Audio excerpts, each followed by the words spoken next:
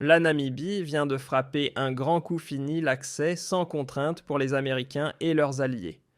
Plus de 30 pays, dont le Royaume-Uni, sont désormais soumis à de nouvelles règles de visa. Oui, vous avez bien entendu, l'Afrique australe retourne la table, et cette fois, ce sont les Occidentaux qui doivent faire la queue. C'est un séisme diplomatique qui résonne jusqu'au Capitole. À Windhoek, une présidente fraîchement élue, Netumbo Nandi-Ndaitwah, n'a pas attendu pour imposer son empreinte. Son tout premier geste a claqué comme un coup de tonnerre, un message ferme adressé directement à Donald Trump et aux élites de Washington. Pendant des décennies, les Africains ont subi l'humiliation des délais interminables des refus arbitraires, des barrières invisibles, dressées par la politique migratoire américaine. Pendant ce temps, les citoyens américains traversaient l'Afrique comme dans un parc ouvert, pas de formulaire, pas de restrictions, pas de contrôle. Ce privilège est terminé. D'une voix claire et assurée, la nouvelle chef d'État a proclamé désormais œil pour œil, passeport pour passeport. Les Américains devront franchir les mêmes obstacles que ceux imposés aux Africains. L'égalité enfin appliquée sans détour. C'est là que l'affaire prend une tournure croustillante. Trump, au début, a haussé les épaules comme si ce n'était qu'une blague passagère. Mais surprise aujourd'hui, il tend l'oreille. Avant qu'on ne démonte couche par couche ce séisme diplomatique, et tout ce qu'il dévoile, un petit rappel, lâchez un pouce bleu, abonnez-vous, et activez la cloche. Ce qui arrive, vous ne voudrez pas le manquer une seule seconde. Parce qu'en ce moment même, des citoyens américains installés en Namibie reçoivent un ordre sec et clair, préparez vos bagages, votre séjour est terminé. Pourquoi ? Parce qu'ils ont snobé la nouvelle loi sur les visas.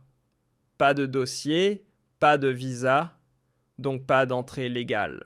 La patience du gouvernement est arrivée à son terme, tolérance zéro pour les fraudeurs. Et voici la bombe qu'ont-ils vraiment fait pour déclencher un tel choc.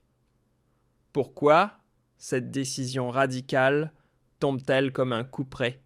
Et surtout, s'ils refusent de quitter le territoire, quelle sera la suite ? La réponse est brutale. Expulsion manu militari. Analysons la scène de près. Depuis le 1er avril 2025, c'est terminé. Les Américains ne franchissent plus la frontière namibienne d'un simple sourire accompagné d'un passeport. Le système est désormais symétrique. Si les Africains doivent remplir des formulaires, attendre des semaines, éprouver 1000 fois leur bonne foi pour mettre un pied aux États-Unis, alors les Américains devront désormais suivre exactement la même route pour entrer en Namibie. Ce n'est pas de la paperasse gratuite, c'est un principe d'équité. Ce n'est pas une mesure banale, mais un geste fondateur porté par la première femme présidente de Namibie, Netumbo Nandi-Ndaitwah.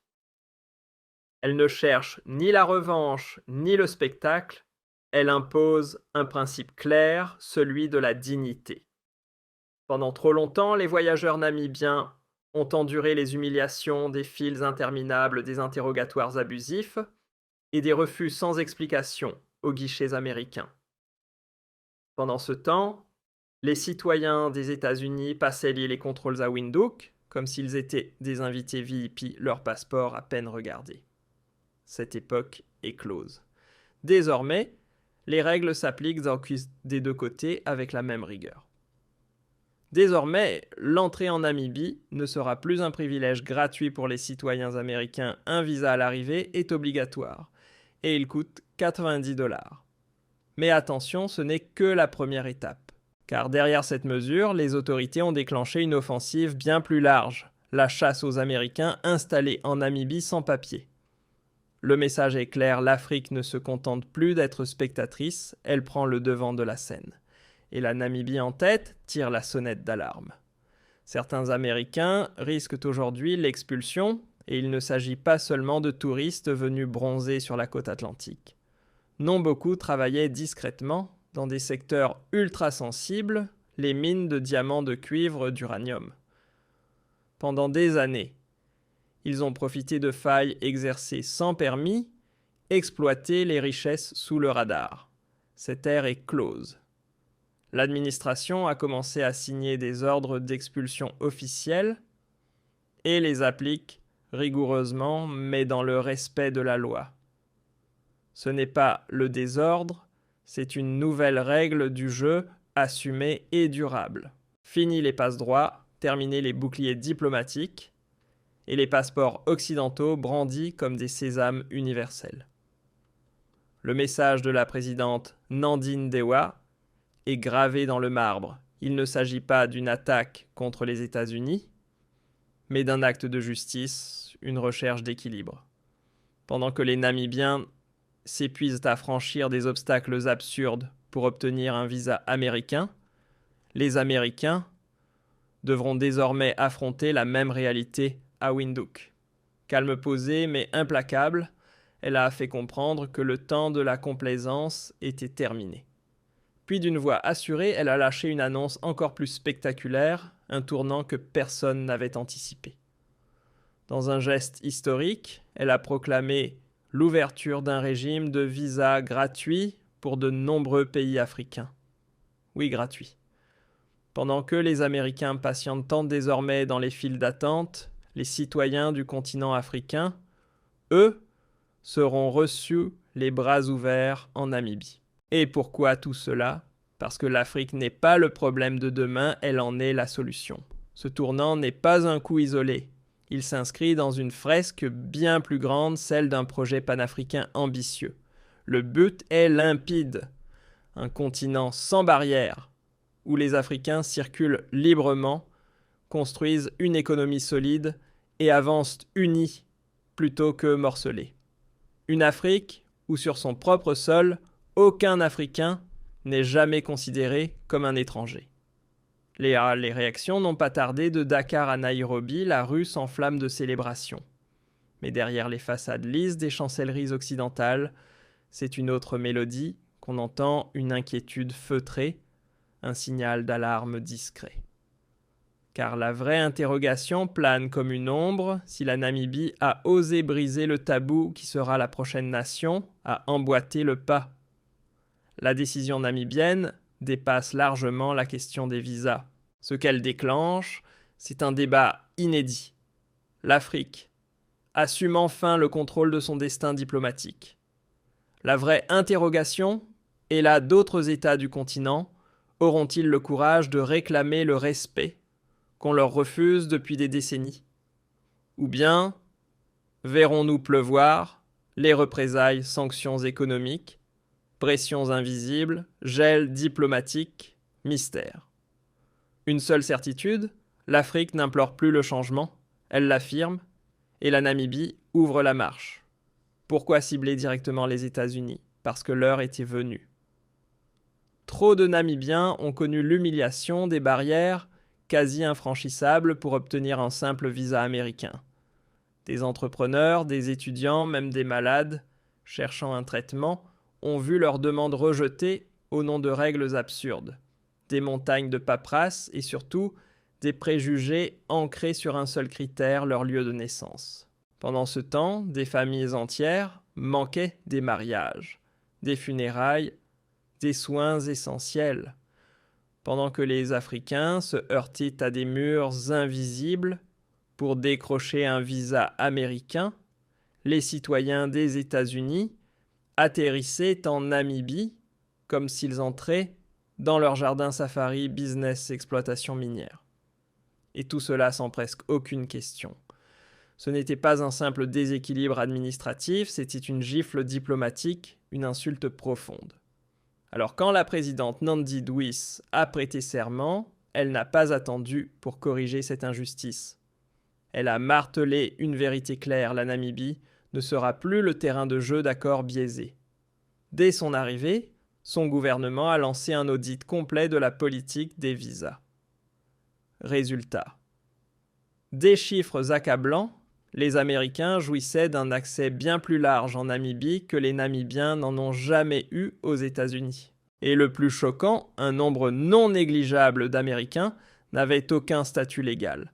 Ils profitaient de brèches juridiques dépassées, contournaient les lois et travaillaient illégalement dans des secteurs stratégiques sans jamais subir de sanctions.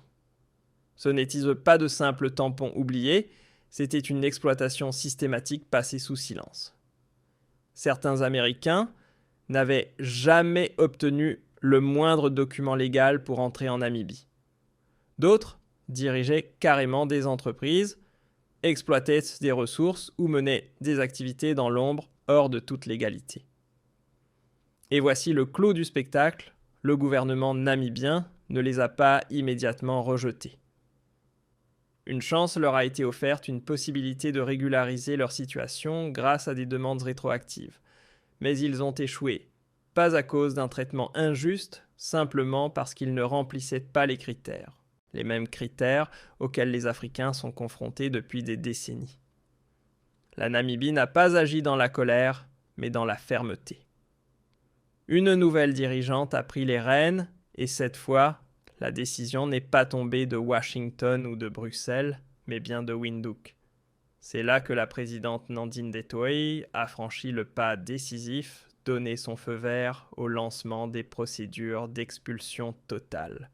Un signal net irréversible. Le signal envoyé est limpide. Si nos citoyens doivent respecter vos lois, alors vos citoyens respecteront les nôtres. Point final. À l'intérieur de l'ambassade américaine, c'était la panique, coup de fil frénétique lobbyiste, sur répondeur tentative désespérée de négocier un assouplissement.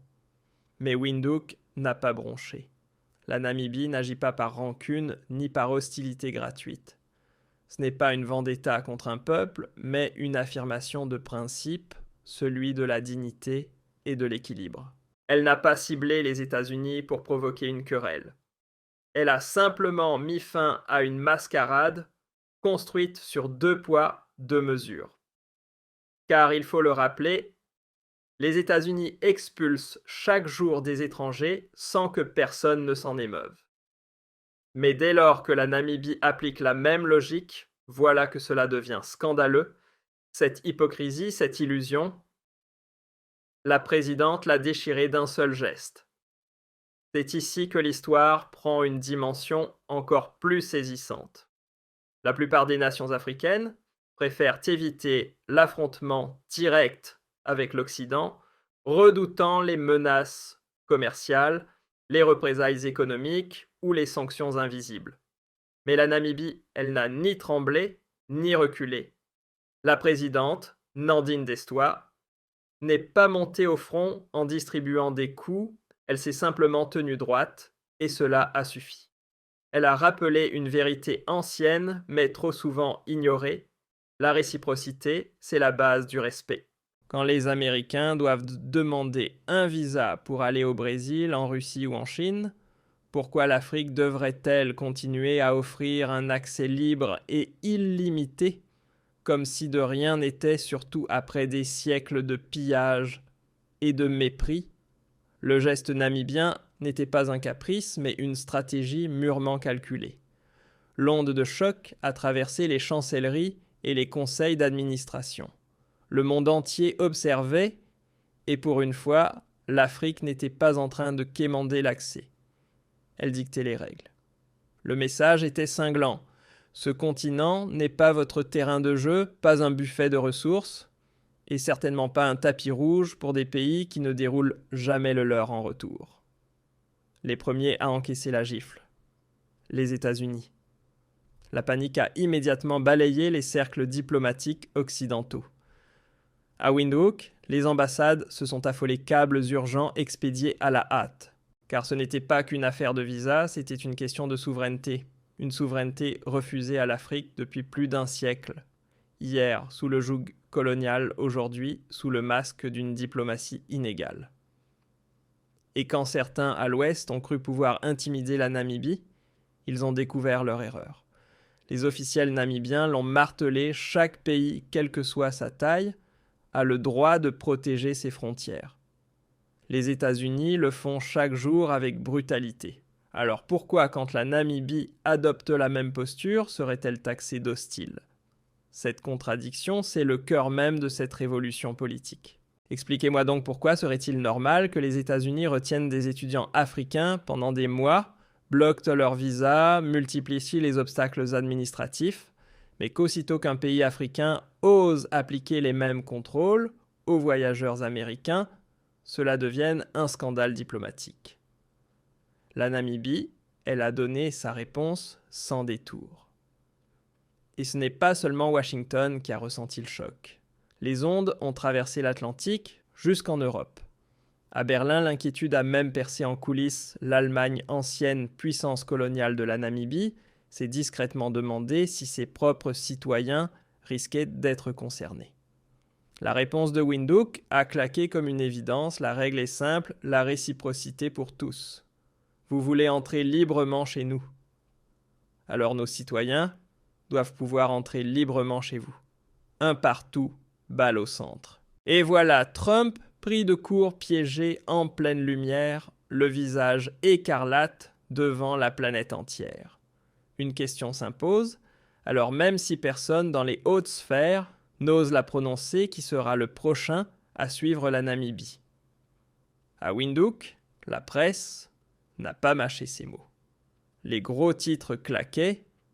La Namibie impose la réciprocité des visas. Les Américains sommés de respecter les règles. Le message était clair, la réciprocité n'est plus une option, elle est appliquée. Mais au-delà de ces manchettes flamboyantes, c'est un séisme bien plus profond qui a fait trembler Washington. Pour la première fois, un pays africain ne se contentait pas de supplier une réforme. Il donnait l'ordre du changement.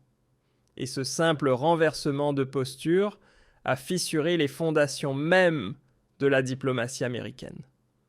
Au département d'État, la panique n'a rien à voir avec quelques touristes en moins. Perdre des vacanciers, ce n'est qu'un détail, un léger accroc diplomatique, une habitude presque banale. Le vrai séisme, c'est ailleurs, c'est dans le symbole. La Namibie a osé ce que personne n'imaginait. Elle a placé les citoyens américains dans la même file d'attente que tous les autres voyageurs. Même paperasse, même guichet, même formulaire interminable. Plus de traitement VIP, plus de passe-droit, ni de raccourcis discrets.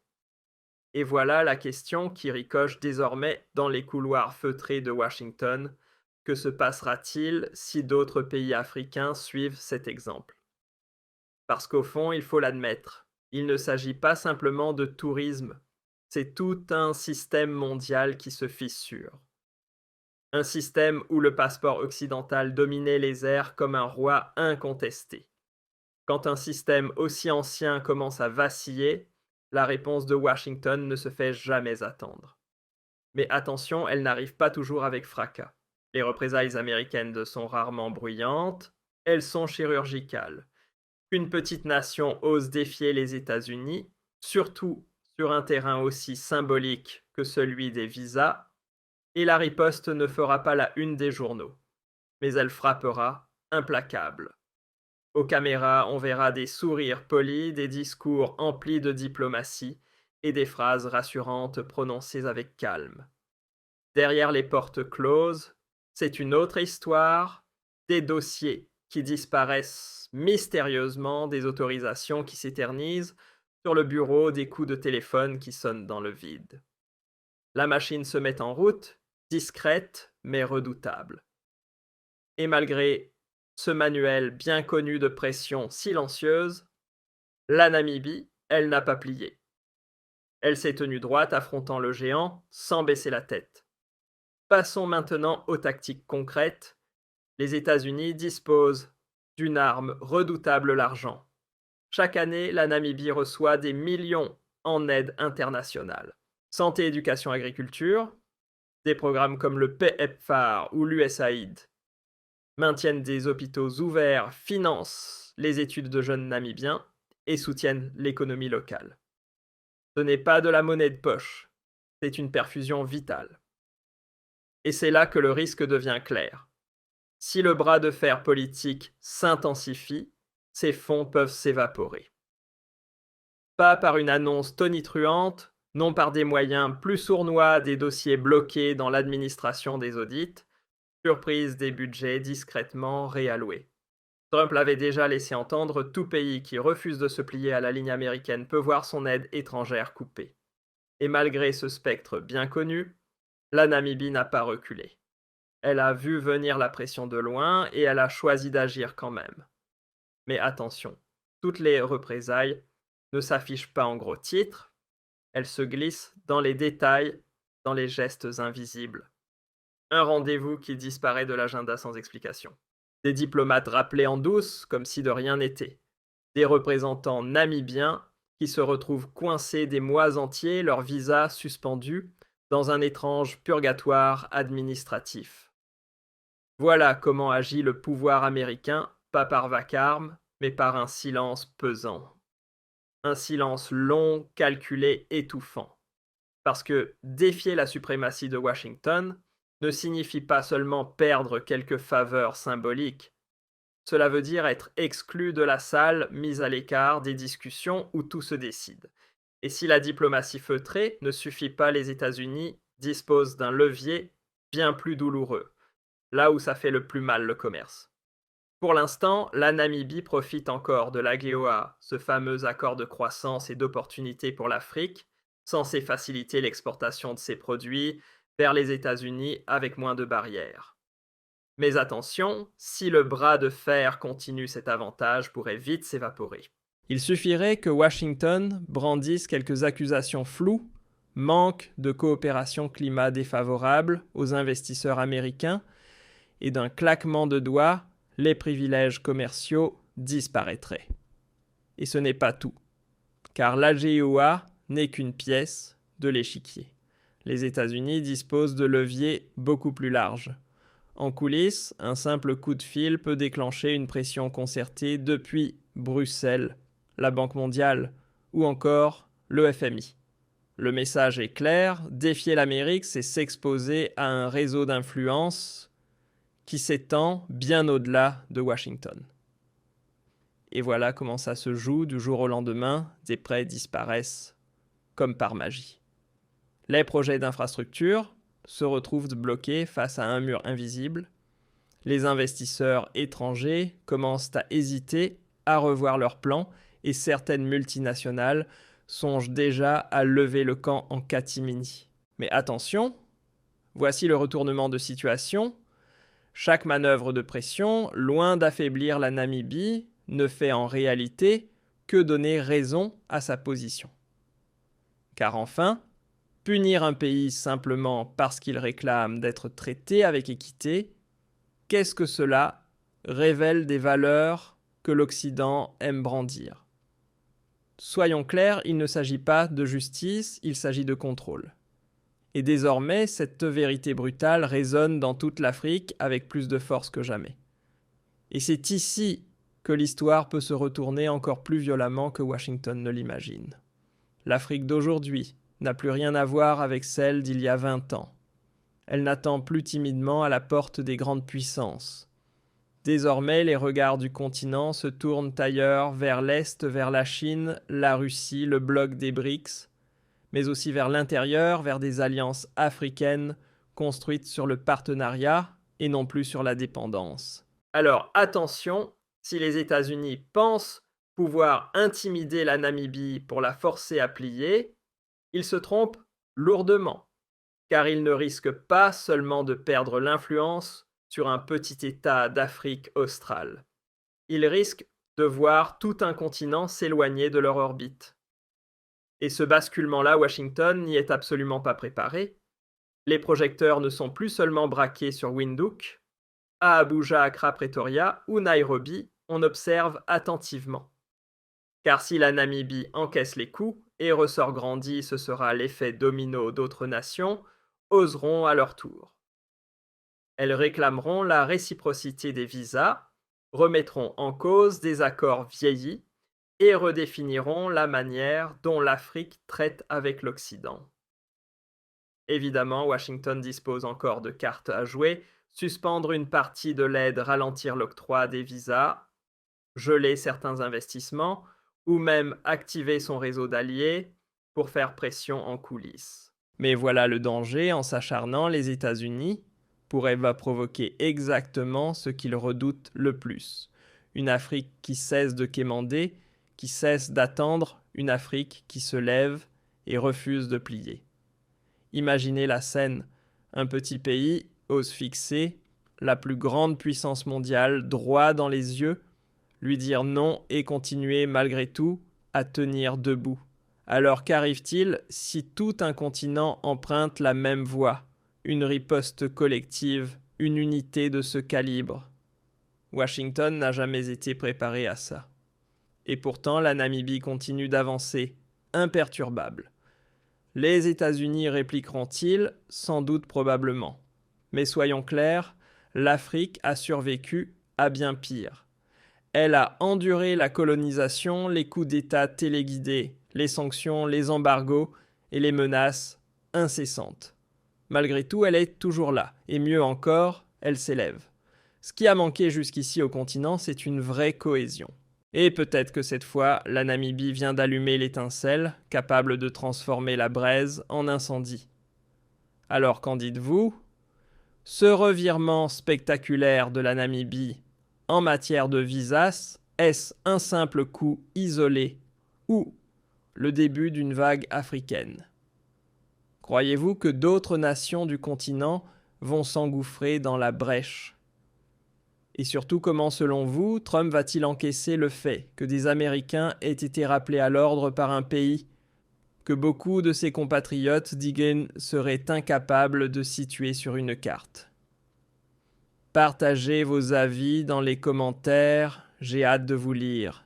Et si vous voulez encore plus d'histoires qui brisent le récit officiel et révèle la montée en puissance de l'Afrique, abonnez-vous, cliquez sur la cloche et restez connectés. Merci d'avoir suivi cette analyse et n'oubliez jamais, le changement ne jaillit pas toujours du cœur de l'Empire.